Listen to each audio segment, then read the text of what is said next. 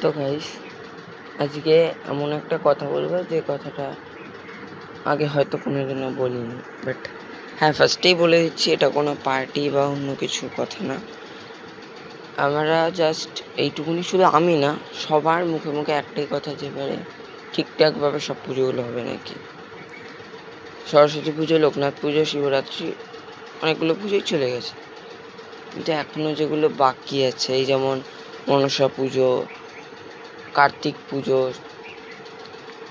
নানা জায়গায় শীতলা পুজো বাকি আছে, ষষ্ঠী পুজো আছে, আর আমাদের বাঙালির ষষ্ঠী পুজো, দুর্গা পুজো, লক্ষ্মী পুজো, কালী পুজো, জগদ্ধাত্রী পুজো, এসব আরও পুজো আছে, বিশ্বকর্মা পুজো।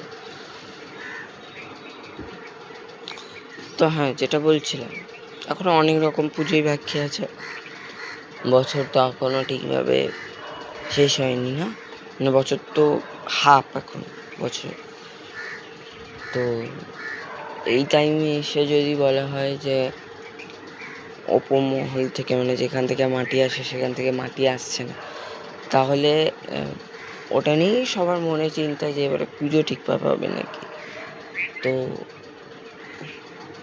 আমি জানি না এবারে পুজো কেমন হবে, তবে আমি যদি কিছু ভুল বলে থাকি তাহলে ক্ষমা করবেন, আর যদি কিছু ঠিক বলে থাকি তাহলে ভিডিওটা প্লিজ শেয়ার করবেন। তো আর বেশি কিছু বলবো না, ভিডিওটা এখানেই শেষ করছি।